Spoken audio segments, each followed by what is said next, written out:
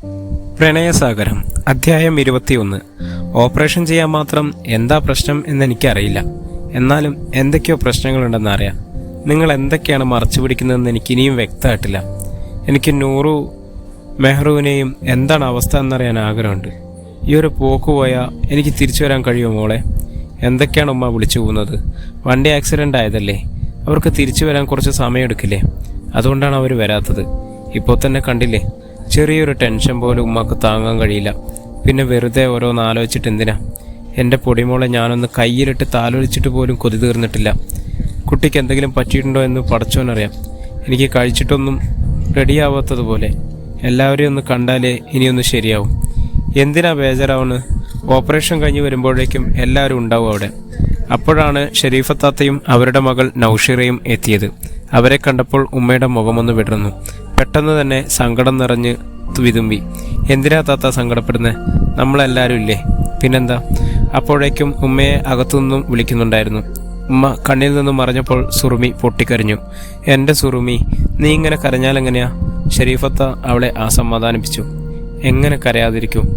ഉപ്പ അവിടെ, ഉമ്മയുടെ അനിയൻ ഇവിടെ, അവരല്ലാതെ പിന്നെ എനിക്ക് ആരാ ഉള്ളത്? എല്ലാം ശരിയാണ്, പക്ഷെ അസുഖമല്ലേ, അത് മാറും. നീ ഇങ്ങനെ ടെൻഷൻ അടിച്ച് ബേജാറാവാതെ. എന്തൊരു കോലമാണിത്, എല്ലും തോലുമായല്ലോ. നീ പറഞ്ഞ സാധനങ്ങളൊക്കെ കൊണ്ടുവന്നിട്ടുണ്ട്. നിനക്ക് ആരെങ്കിലും വേണമെങ്കിൽ ഇവിടെ കൂട്ടിന് നിർത്താം. വേണ്ട താത്ത, അതൊക്കെ ബുദ്ധിമുട്ടാവും. ഞാൻ നോക്കിക്കോളാം. എന്തെങ്കിലും ആവശ്യമുണ്ടെങ്കിൽ വിളിക്കണം മോളെ. ഞങ്ങൾ ഏത് സമയത്തും എത്തൂട്ടോ. ഈ സമയത്തൊന്നും അയാൾ പരിസരത്ത് ഉണ്ടാവാതിരിക്കാൻ അവൾ പ്രാർത്ഥിക്കുകയായിരുന്നു. പിന്നെ അയൽവാസികൾക്ക് പറഞ്ഞു ചിരിക്കാൻ അത് മതിയല്ലോ. ചുറ്റും കണ്ണോടിച്ചു നോക്കിയെങ്കിലും അയാളെ അവിടെയെങ്ങും കാണാൻ കഴിഞ്ഞില്ല. ചിലപ്പോൾ അയാളുടെ അടവുകളൊന്നും നടക്കില്ല എന്നറിഞ്ഞ് വീട് വിട്ടു പോയതാവാം. ഓപ്പറേഷൻ റൂമിന് മുന്നിലുള്ള കാത്തിരിപ്പ് വളരെ വേദനയേറിയതാണ്. ഏതു സമയത്തും അവരിൽ നിന്നും എന്ത് വാർത്തയും സ്വീകരിക്കാൻ തയ്യാറായിട്ടുള്ള ഇരിപ്പ്. ഡോക്ടർമാർ പലയാവർത്തി ഓപ്പറേഷൻ റൂമിൻ്റെ വാതിലുകൾ തുറന്നു അടച്ചുവെങ്കിലും ഒന്നും തന്നെ എന്നോട് പറഞ്ഞിരുന്നില്ല. ഇടയ്ക്കൊരു സമാധാനത്തിൻ്റെ റഫീഖിൻ്റെ ഫോണിലേക്ക് വിളിച്ചു. ഫോൺ എടുത്തത് ഉപ്പയാണ്. മോളെ, അവനൊരു ലാബ് റിസൾട്ട് വാങ്ങാൻ പോയി. എങ്ങനെയുണ്ട്? എന്താ സ്ഥിതി? അവരുടെ രണ്ടുപേരെയും കാര്യത്തിലൊന്നും പറയാനായിട്ടില്ല മോളെ. മോള് സുരക്ഷിതയാണ് അല്ലേ? പകരം നീ ഇങ്ങോട്ട് വന്നാലേ നിന്റെ കയ്യിൽ കുഞ്ഞിപ്പാത്തുവിനെ തന്നുവിടാം. ഉമ്മ ഇതൊന്നും അറിഞ്ഞിട്ടില്ലല്ലോ അല്ലേ? ഉപ്പ അത് എന്താ മോളെ പറയ്. ഉമ്മ അറിഞ്ഞു, ഹോസ്പിറ്റലാണ്. അതല്ലേ ഞാൻ പറഞ്ഞത്, അവളോട് പറയണ്ടെന്ന്. അത് താങ്ങാൻ കഴിയില്ല എന്ന്. പിന്നെ നിങ്ങൾ എന്തിനായിരുന്നു അവളെ അറിയിച്ചത്? എനിക്ക് ഉമ്മാൻ്റെ മുന്നിലൊന്നും പിടിച്ചു നിൽക്കാൻ കഴിഞ്ഞില്ല ഉപ്പ. ആശുപത്രിയിൽ എന്താണ് പറ്റിയത്? ഉമ്മ പെട്ടെന്ന് വിറച്ച് തലയിറങ്ങി വീണു ഉപ്പ. എന്നിട്ടോ?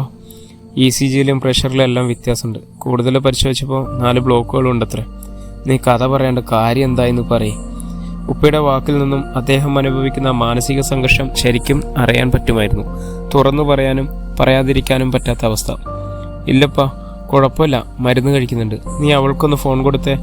ഓപ്പറേഷൻ റൂമിലുള്ള ഉമ്മയ്ക്ക് എങ്ങനെ ഫോൺ കൊടുക്കാനാണ്? സുറുമി കുറച്ചുനേരം അന്തിച്ചു നിന്നു. കേൾക്കുന്നില്ല നീ? സുറുമി ഒന്നും മിണ്ടാതെ നിൽക്കുകയാണ്. അപ്പുറത്തുനിന്നും ബാപ്പ ഹലോ ഹലോ പറയുന്നുണ്ട്. എങ്കിലും അവൾ കേട്ട ഭാവം നടിച്ചില്ല. അല്ലെങ്കിലും അദ്ദേഹത്തിനോട് എന്ത് പറയാനാണ്? ഫോൺ കട്ട് ചെയ്തപ്പോൾ അദ്ദേഹം വീണ്ടും നമ്പറിലേക്ക് വിളിച്ചു. സുറുമി ഫോണെടുത്ത് ചെവിയോട് അടുപ്പിച്ചു. നീ ഫോണൊന്ന് ഉമ്മാക്ക് കൊടുത്തേ.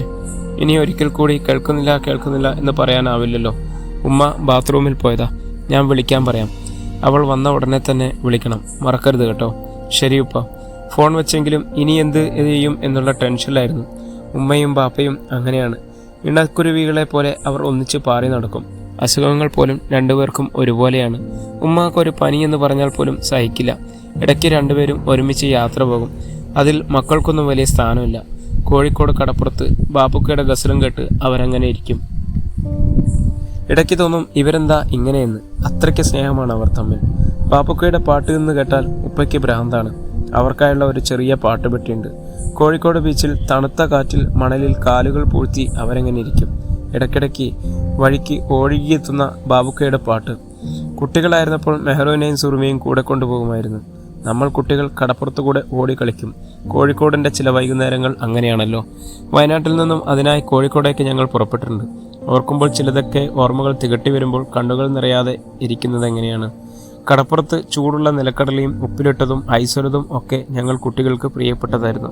കടൽക്കാറ്റേൽക്കുന്നത് നല്ലതാണ്, പ്രതിരോധം ഉണ്ടാവും. എന്താ ഇപ്പോൾ ഇത്ര വലിയ പ്രത്യേകത കടലിൽ എന്ന് ചോദിക്കുന്നവരോട് ഉപ്പ കൊടുക്കുന്ന മറുപടി അതായിരുന്നു. കടൽ തിരയിലേക്ക് താറത്തെത്തുമ്പോൾ ഉപേക്ഷിച്ചു പോകുന്ന ചിപ്പികളൊക്കെ ഞങ്ങൾ കുട്ടികളെടുത്ത് സൂക്ഷിച്ചു വെക്കും. കടവിൽ ഉപ്പ് വെള്ളത്തിൽ കുളിച്ച് ഞങ്ങളൊക്കെ പെറുക്കിക്കൂട്ടി ഉപ്പ തിരിച്ച് ചുരം കയറും. വണ്ടിയിൽ അപ്പോഴേക്കും ഒരു ലോഡ് മണലുണ്ടാവും. ഇനി ഒരിക്കലും തിരിച്ചു കിട്ടാത്ത നഷ്ടങ്ങളായിരുന്നു അതൊക്കെ. വീണ്ടും ഫോൺ ബെല്ലടിക്കുന്ന ശബ്ദം കേട്ടാണ് ഓർമ്മകളിൽ നിന്നും സുറുമി ഞെട്ടിയുണർന്നത്. റഫീഖിന്റെ നമ്പറിൽ നിന്നാണ് വിളിക്കുന്നത്. ഉപ്പയാണോ റഫീഖാണോ എന്നറിയില്ല. എന്തായാലും എടുക്കുക തന്നെ. രണ്ടും കൽപ്പിച്ച് അവൾ ഫോൺ എടുത്തു. അപ്പുറത്തുനിന്നും റഫീഖിന്റെ ശബ്ദം കേൾക്കാം. ഡി എന്തായി? ഓപ്പറേഷൻ തിയേറ്ററിന്റെ ഉള്ളിലേക്ക് കയറ്റിയേക്ക. ഉപ്പ വിളിച്ചിരുന്നു ഇപ്പോൾ. എന്നിട്ട് നീ പറഞ്ഞോ? ഉമ്മ ഹോസ്പിറ്റലാണ് എന്ന് പറഞ്ഞു. വേറൊന്നും പറഞ്ഞിട്ടില്ല. വേറൊന്നും പറയാത്ത നന്നായി.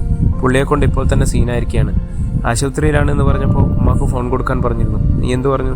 ഉമ്മ ബാത്റൂമിലാണ്, വരുമ്പോൾ വിളിക്കാൻ പറയാമെന്ന് പറഞ്ഞു. അത് സാരമില്ല, ഞാൻ വരുമ്പോൾ പറയാം. വിളിച്ചിരുന്നു. ഇപ്പോൾ പുറത്തുപോയ സമയത്തായിരുന്നു. എത്ര കാലം നമുക്ക് ഒളിച്ചു വെക്കാൻ പറ്റുക ഇതൊക്കെ? എത്ര കാലം എന്നല്ല സുറുമി, ഇപ്പോൾ ഇതൊക്കെ ഒളിച്ചു വെച്ചേ പറ്റൂ. കാരണം അദ്ദേഹത്തിന് തീരെ സുഖമില്ല. കുറച്ചു മുമ്പ് കുഴഞ്ഞു വീണിരുന്നു. ഡോക്ടർ പറഞ്ഞത് പ്രഷർ കൂടുതലാണ്, ശ്രദ്ധിക്കണം എന്നാണ്. നമുക്കെന്തെങ്കിലും പ്രശ്നമുണ്ടോ? എന്താ ഇങ്ങനെയൊക്കെ? എന്ത് പ്രശ്നങ്ങളാ സുറുമി? ഒന്നിനു പുറകെ ഒന്നായി എല്ലാം പ്രശ്നങ്ങൾ തന്നെയല്ലേ?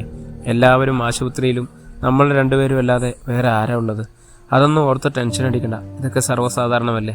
എന്നാലും ഇങ്ങനെയൊക്കെ ഉണ്ടാവുമോ? ഇപ്പോൾ വരുന്നുണ്ട്, നീയാണെന്ന് പറഞ്ഞാൽ ചോദിക്കും. എന്നാ ശരിക്ക. ഫോൺ കട്ട് ചെയ്തു. മോനെ, സുറുമി വിളിച്ചിരുന്നു. സുറുമിയല്ല, ഉമ്മ വിളിച്ചിരുന്നു. വാർഡിലായതുകൊണ്ട് ഫോൺ അധികം എടുക്കാൻ കഴിയില്ല. ഉപ്പ താഴെ പോയതായിരുന്നു അപ്പോൾ. കുഴപ്പമില്ല, അവൾക്ക് കുഴപ്പമൊന്നുമില്ലല്ലോ, അതറിഞ്ഞാൽ മതി. അല്ലെങ്കിലും എന്ത് പേടിക്കാനപ്പ? ഇതൊക്കെ അറിഞ്ഞതിൻ്റെ ഒരു ടെൻഷനാണ് ഉമ്മാക്ക്. ഒരു വിധത്തിൽ ഉപ്പാനെ ആശ്വസിപ്പിച്ച് നിർത്തിയതിൻ്റെ സമാധാനത്തിലായിരുന്നു റഫീഖ്. നീ എന്നെയാണെന്ന് അറിയാം. കുറേ നേരമായി തിരയുന്നത് ഞാൻ കാണുന്നുണ്ട് മോളെ. തൊട്ടടുത്തു നിന്നും ഒരു പുരുഷ ശബ്ദം കേട്ട് സുറുമി ഞെട്ടി. ഞാനെന്തിന് നിങ്ങളെ നോക്കണം? നിങ്ങൾ ആരാണ് എൻ്റെ? ഞാനും നീയും തമ്മിലുള്ള ബന്ധത്തിൻ്റെ കണക്കൊക്കെ അവിടെ നിൽക്കട്ടെ. പക്ഷേ മോഹിച്ചു പോയ ഒരാളെ ഇങ്ങനെ കൊല്ലാക്കൊല ചെയ്യാമോ? ക്ഷമിക്കുന്നതിനും കേൾക്കുന്നതിനും ഒക്കെ ഒരു അതിരുണ്ട് കേട്ടോ. എൻ്റെ ക്ഷമ നശിച്ചിരിക്കുന്ന സമയമാണിത്. എന്തിനാ പെണ്ണെ ഇത്ര ടെൻഷൻ? ഉമ്മയ്ക്കൊന്നും സംഭവിക്കില്ല. നിന്റെ ടെൻഷന് പകരം നമുക്ക് അടിപൊളിയായി കൂടെ? പുറകിലെ സീറ്റിൽ നിന്നും പതുക്കെ എഴുന്നേറ്റ് സുറുമിയുടെ അടുത്ത് വന്നിരുന്നു. അയാളിൽ നിന്നും അപ്പോൾ ഒരു പ്രത്യേക ഗന്ധം ഉയർന്നിരുന്നു. അയാൾ സുറുമിയുടെ മുഖം പതുക്കെ പിടിച്ചു. സുറുമി തട്ടിമാറ്റുവാൻ ശ്രമിച്ചുവെങ്കിലും അതിനനുസരിച്ച് അയാളുടെ ബലം കൂടി വന്നു. വെറുതെ ഒരു സീനുണ്ടാക്കല്ലേ മോളെ. അടങ്ങി ഒതുങ്ങി നിന്ന ഇലയ്ക്കും മുള്ളിനും കേടില്ലാതെ ഇതങ്ങ് തീർക്കാം. ഇനി ഇവിടെ പ്രശ്നങ്ങളുണ്ടാക്കി സീൻ വഷളാക്കാനാണ് തീരുമാനമെങ്കിൽ ഞാനിവിടെ ഇറങ്ങുന്ന ആ സമയം ഈ വീഡിയോസും ഫോട്ടോസും എല്ലാം സോഷ്യൽ മീഡിയയിൽ നിറയും. എന്നെ ഉപദ്രവിക്കരുത്. ഞാൻ അങ്ങനത്തെ ഒരു മാനസികാവസ്ഥയിലാണ്. നീ എന്താ സുന്ദരി പറയണേ? നിന്നെ ഉപദ്രവിക്കേ? ജോർജേട്ടൻ അങ്ങനെ ചെയ്യോ? ജോർജേട്ടനെ സ്നേഹിക്കാനാണ് വിളിക്കുന്നത്. ആരും അറിയാതെ ഒരു രാത്രി അല്ലെങ്കിൽ ഒരു പകൽ, അത് നിന്റെ ഇഷ്ടം പോലെ. മണ്ണ് തിന്നണ ശരീരമല്ലേ മോളെ. പിന്നെന്തിനാ ഈ വാശി ഇങ്ങനെ പിടിച്ചു നിൽക്കണേ?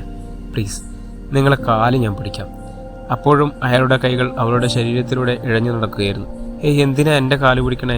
ജോർജേട്ടൻ്റെ മനസ്സിലൊന്ന് വിചാരിച്ചാൽ നടന്നില്ലേ വലിയ ബുദ്ധിമുട്ടാ. എന്താ ചെയ്യുക? കണ്ടപ്പോൾ മുതൽ മനസ്സിനകത്ത് കയറിയിരിക്കല്ലേ.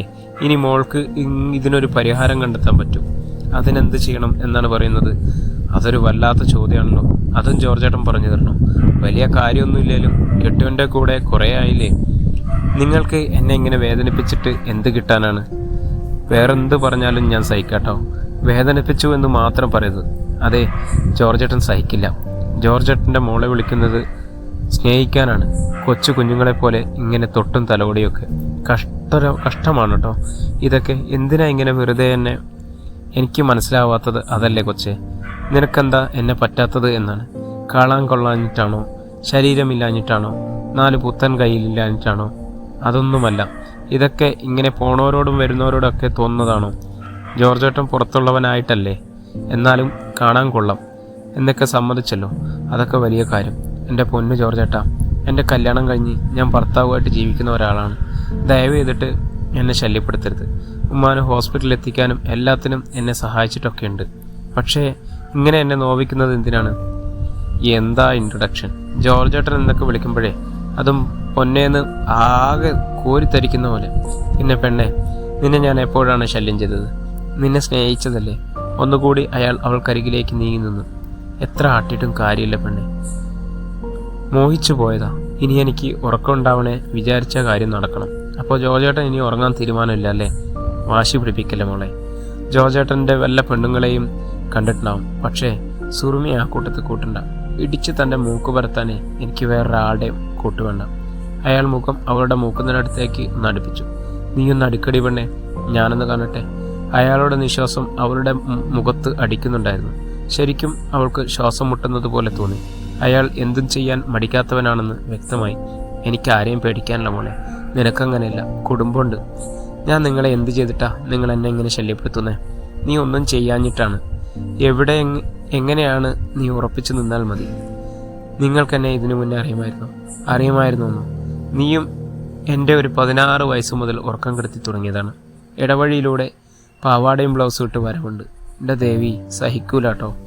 അന്ന് കണ്ടു എന്ന് വെച്ച് ഇന്നാണോ ശല്യപ്പെടുത്തുന്നത്? അന്ന് കണ്ടപ്പോൾ കയറി തുടങ്ങിയ ഇഷ്ടം ഇപ്പോഴും അതങ്ങനെ നിൽക്കാണ്. നിന്നെ തനിച്ചൊന്ന് കിട്ടാൻ എത്ര നാളായി ഞാൻ കാത്തിരിക്കുന്നു. എന്നാൽ ആ 16-കാരിയായ വായ പൊത്തിപ്പിടിച്ച് ഒന്ന് വലിച്ചിഴിച്ചാൽ തീരാവുന്ന പ്രശ്നമേ ഉള്ളൂ. പക്ഷെ അന്ന് ഞാനത് ചെയ്തില്ല.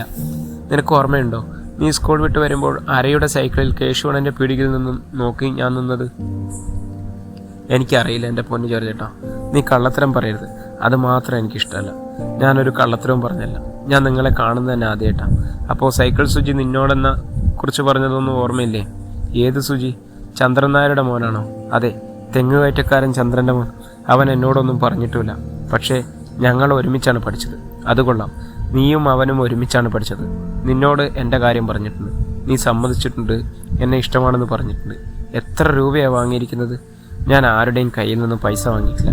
ആരോട് ഇഷ്ടമാണെന്ന് പറഞ്ഞിട്ടില്ല. അപ്പോൾ നീ ഡയറി മിൽക്കും ചോക്ലേറ്റും ഒന്നും തിന്നിട്ടില്ലേ? ഞാൻ ഡയറി മിൽക്കും ചോക്ലേറ്റും ഒന്നും വാങ്ങിയിട്ടുമില്ല, ആരുടെ നിന്നും കഴിച്ചിട്ടുമില്ല. എനിക്ക് നിങ്ങൾ തന്നത് ആരും എനിക്ക് തന്നിട്ടുമില്ല. നാടകം കളിക്കുന്നോ? എനിക്ക് മനസ്സിലാവുന്നുണ്ട് കേട്ടോ. ഞാൻ എൻ്റെ ഉമ്മാക്ക് സുഖമല്ലാതെ വന്നതാണ്. നിങ്ങൾ ഈ പറയുന്ന കഥകളൊക്കെ എനിക്ക് കേട്ടറിവ് പോലും ഇല്ലാത്തതാണ്. ഞാൻ കണ്ടിട്ടില്ല.